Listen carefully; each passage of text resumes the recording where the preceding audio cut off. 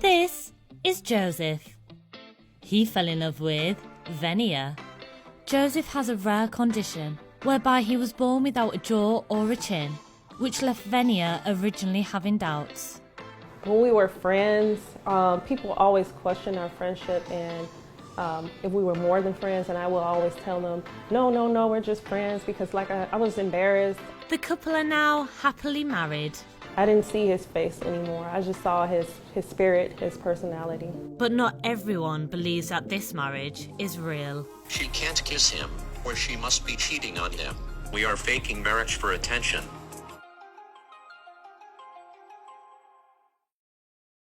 Today we're doing pancakes. And pancakes will make you fat, so try not to do too many. So once they're finished, then I'll blend it up. I'm gonna make me some eggs. She makes my pancakes really good. Hey, my name Joseph. This is my wonderful Empress Venia, and I was born without a jaw. Me and my husband Joe, we've been together for 2 years. When I first met Joe at work, I seen him walk into the building, and it was early in the morning. And when I saw Joseph, I was thinking to myself, am I really seeing this? Because like I said, it was early, and I'm like, am I really seeing what I'm seeing? And I didn't want to talk to him because I felt like I was curious, but I didn't want to be rude and ask him what happened, because I was just having all these assumptions of what happened to him. And so finally one day, he mentioned it with somebody else, and then that's when I found out he was born without a jaw. I was born with the condition of autofacial. That is when the person is born without a jaw or a chin. With that condition comes things like my hearing lost and the ability to can't smell as good as normal people would smell. Growing up like I am, it was a hit and miss, because I don't expect everyone to accept me, but I got all kinds of responses. Responses such as people running from me because they are scared, or they would scream or cry. But on the flip side, I do have people who love me and they do not see this condition. I realized I had feeling for her on the second day I seen her after me helping her out.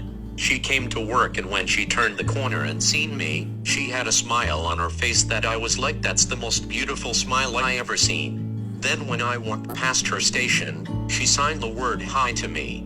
I was teaching her sign language a little, but the way she did it made me feel some kind of way. I have never dated anyone with a disability before.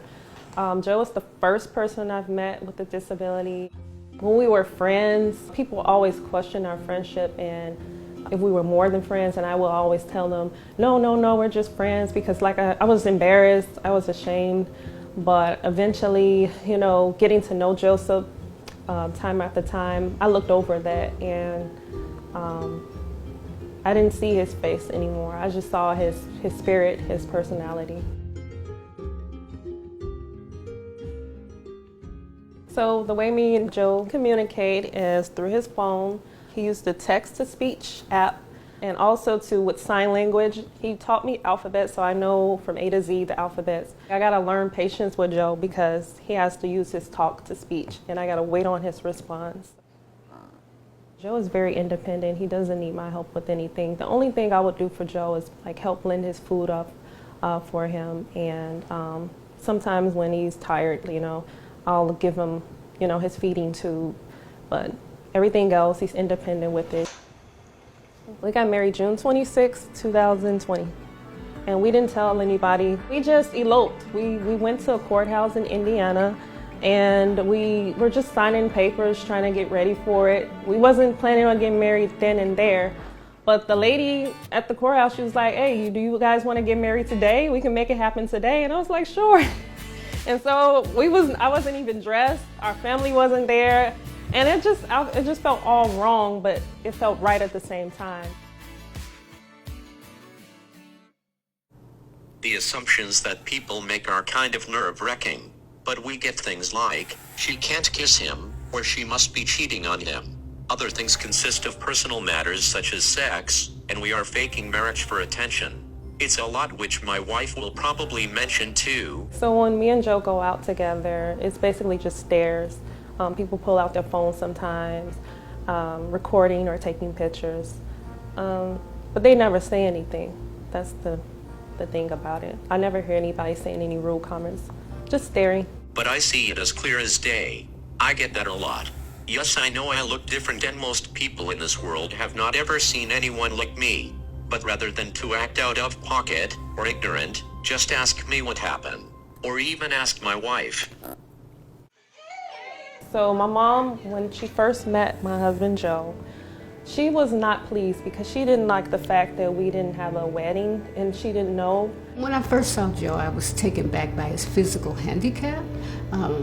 Non-judgmental, but just wanted to know what happened. It was kind of surprising. I think Vanya would probably have to look after him, so I didn't understand. It took me a while. As I got to know him, he kept coming around.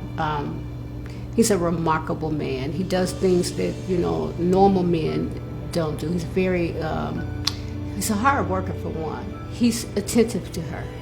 He cares about her, he loves her, and she loves him. And he brings out some good qualities in her. I'm so happy. The main thing I wanted for him in the world was to have someone next to him that understands him and gets him. And so it was all love when he told me.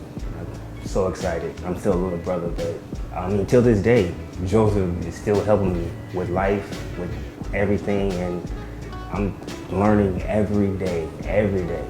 What I learned about love, that love has no face, it has no ice, it has just the power of God behind it. If love is really there, you will adapt to whomever you are with and it won't be a fight to accept them for who they are. That's what I learned about love when I am with Vania. Well, what I want people to know about being in a relationship with someone who has a disability is that you have to be patient with them and give them some time and look at their heart. Like, don't look at their physical appearance, whatever the disability may be. Don't take it as, this is gonna drain me or this is gonna make me tired. Just look at it as you're helping someone, and when you help someone become better in life, then it transfers over to yourself. I want people to understand whether they are disabled or not. Stop looking at the physical, because you just may be missing your blessings.